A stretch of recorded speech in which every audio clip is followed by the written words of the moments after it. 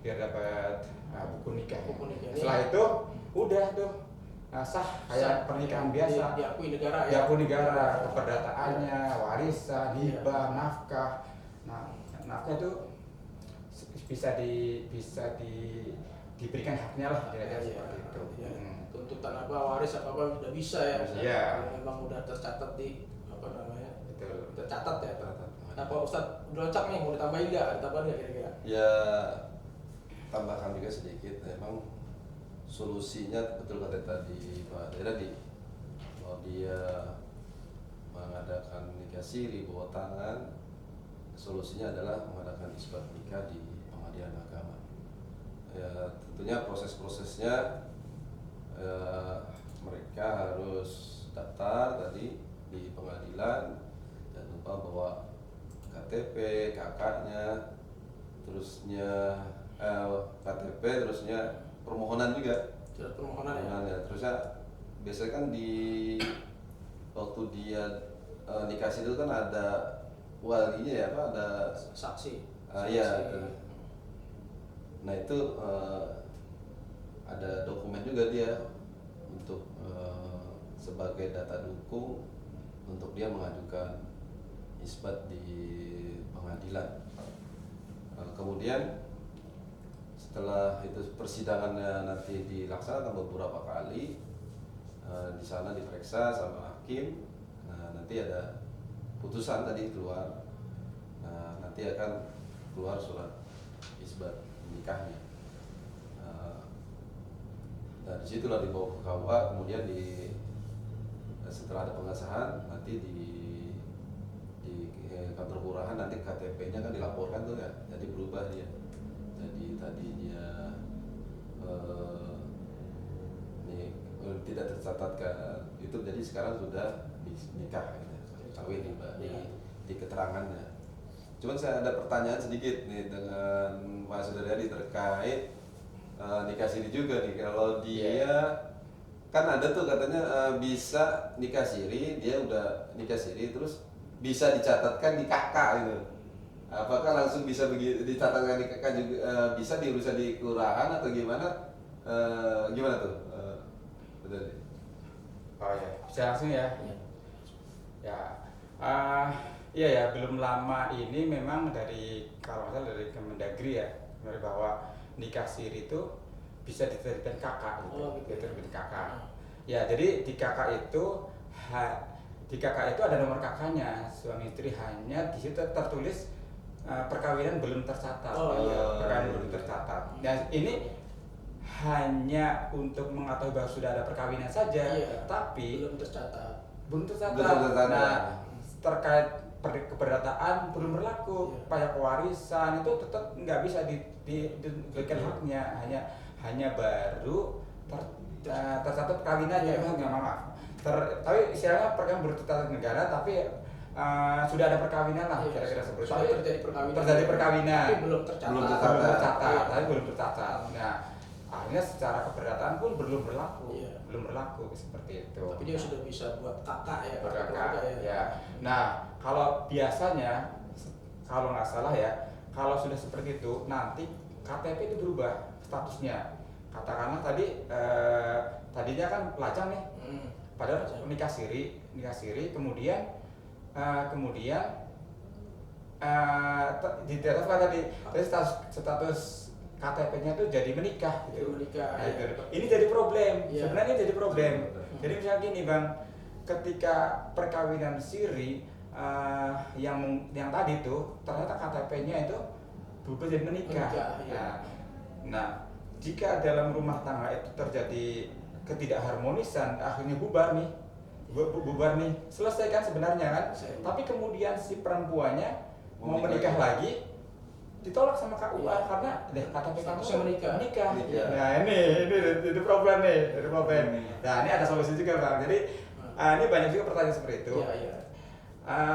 Jadi kalau terjadi seperti itu, si perempuan ini yang tadi itu yang kalau pisah ya. Jadi dia nikah belum tercatatkan, tapi di kakaknya ditulis belum tercatatkan, udah gitu bubar lagi. Ya, KTP-nya statusnya menikah, dia mau menikah lagi nggak bisa dong, karena akan dicatat kamu menikah, mana surat cerainya, misalnya gitu kan, cerainya nggak ditolak sama KUA. Nah, solusinya adalah isbat nikah juga. Sama. Jadi isbat nikah itu yang boleh mengajukan kan boleh istri, boleh suami ataupun anak-anaknya jika memang sudah punya anak gitu sebenarnya.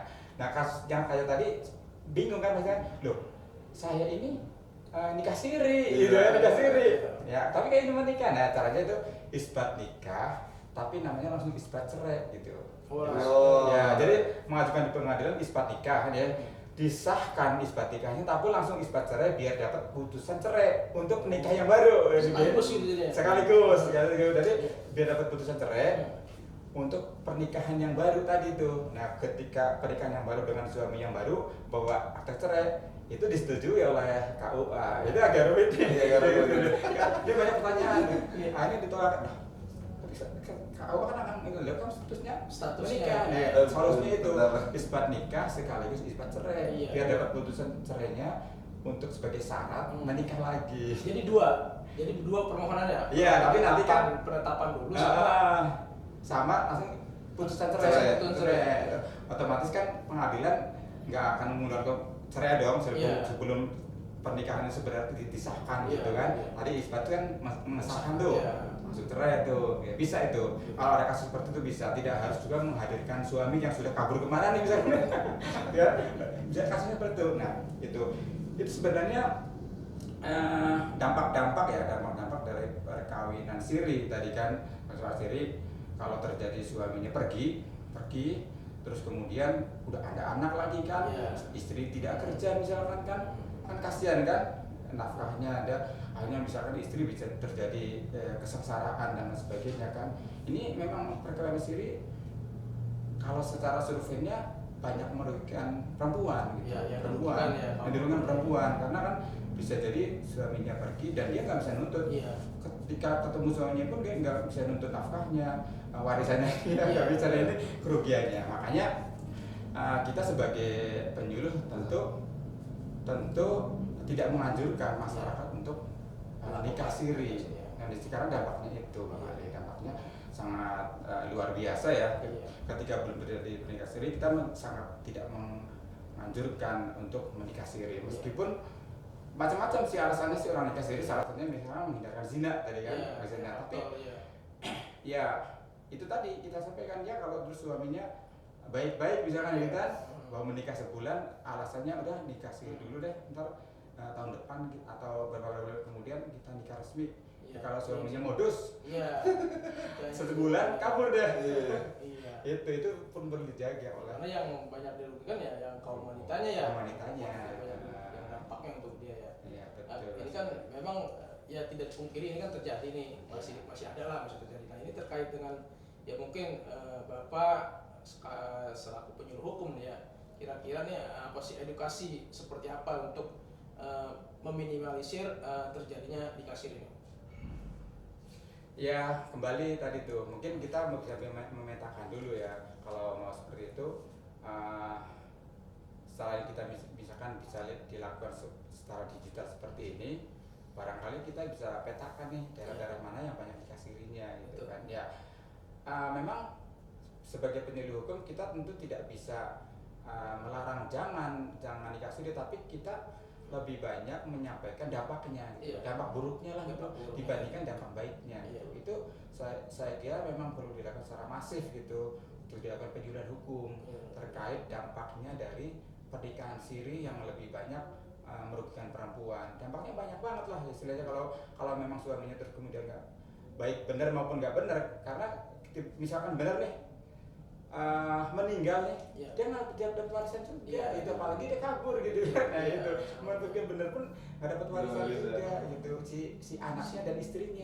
Itu. Nah ini saya tugas penyuluh hukum untuk selalu memberikan edukasi kepada masyarakat dampak buruknya dari pernikahan siri. Bisa dilakukan secara digital seperti ini, ataupun kita bisa memetakan daerah-daerah mana yang kira-kira memang banyak pernikahan sirinya lah, kira-kira sih seperti itu. Meskipun boleh saja sih di masyarakat di mana saja mungkin kalau mau efektif ya kita bisa memetakan. Tapi yang kita sampaikan mungkin ya edukasinya aja. Jadi nggak bisa juga jangan gitu. Kita kan karena itu kalau itu udah sah sih secara agama kan, asal rukunnya terpenuhi yang tadi itu ada ijab kabul, ada wali, ada ijab kabul, ada wali, ada pembelai itu kan, ada mahar ya. Kalau mahar sebenarnya bukan rukun ya, tapi itu wajib, itu wajib diberikan sih. Tapi kalau mahar sebenarnya bukan rukun gitu.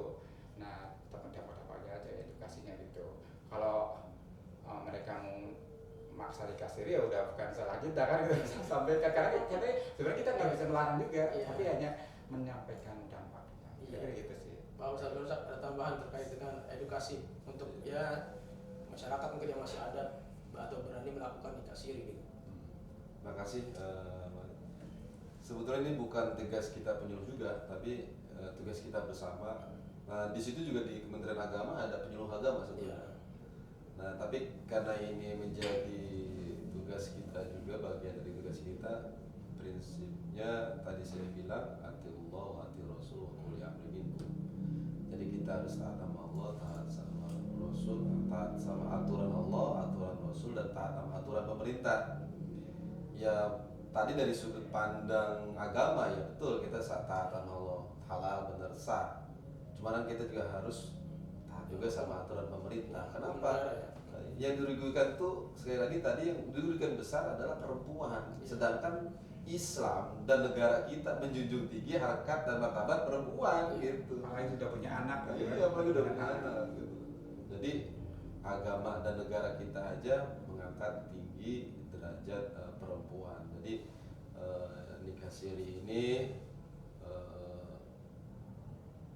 kalau bisa langsung solusi tadi isbat nikah yang sudah terlanjur ya. Terlanjur. Kalau bisa dihindari lah. Dihindari. Yang belum jangan. Yang sudah terlanjur isbat nikah. Isbat nikah. Karena itu solusi negara seperti itu agar tadi dampak-dampak tadi itu hak-haknya si perempuan itu terpenuhi. Hak perempuan dan hak anak-anak. Jadi gitu aja mungkin dari saya. Oke. Lagi. Pak dari adik masih ada yang mau disampaikan? Ya kalau saya sih sarannya agar terminimalisir pernikahan siri mungkin biaya pernikahan dipermurah lah gitu. Oh iya betul. Ya gratis gitu. Masa gitu KUA kan udah dibayar kan, udah digaji, itu salah satu ya. Dapat tunjangan gitu, dapat tunjangan kinerja. Tapi kalau kita dengar memang kalau secara resminya dari KUA ya 600.000 ya. Tapi coba deh ketika sudah sampai berapa? Saya nggak berani nyebut deh. Ada berbagai macam. Artinya ada juga yang merasa berat gitu. Ya berat daripada susah-susah udah nikah siri aja gampang. Nah kadang kayak gitu. Selain memang kesadaran masyarakat yang misalnya masih kurang, tapi kayak gitu juga misalnya nggak punya biaya udah nikah siri 100.000 bisa ya, yang penting nikah bisa, misalkan gitu kan, jadi itu ya kira-kira itu sih saran saya, usulan saya. Biaya pernikahan permurah lah gitu. Dimurah kalau perlu dihapus ya. Ya perlu gratis lah ya. Kadang-kadang begitu biayanya di aturannya, murah nih ya, tapi begitu tetap pelaksanaannya ada oknum yang main gitu ya. Untuk ini, untuk itu segala macam ya. Sampai berapa juta kan gitu. Itu memang terjadi juga itu seperti itu memang ya, masih terjadi. Ya mudah-mudahan kementerian terkait ya bisa mengkondisikan. Iya, sebagai salah satu ya mungkin pencegahan juga ya terhadap mungkin masyarakat yang tidak mampu untuk melakukan perkawinan secara sah atau hukum agama ya, hukum negara ya. Oke, itu aja Pak. Ada ya? Ya, terima kasih. Baik sahabat pembelajar, demikian bincang penyuluh hukum kita pada pagi ini. Mudah-mudahan apa yang disampaikan oleh narasumber kita Bapak Sudaryadi dan Bapak Ustadz Abdul Rojak dari Badan Pembinaan Hukum Nasional ini bermanfaat untuk kita semua. Dan ingat pesan tadi, kalau yang sudah terlanjur melakukan pernikahan siri, segera melakukan isbat nikah. Dan yang belum jangan, karena nanti yang dirugikan adalah kaum perempuan ya. Banyak dampak-dampak buruk dari akibat pernikahan siri. Demikian, semoga bermanfaat. Jumpa lagi di lain kesempatan. Wassalamualaikum warahmatullahi wabarakatuh. Salam pembelajar.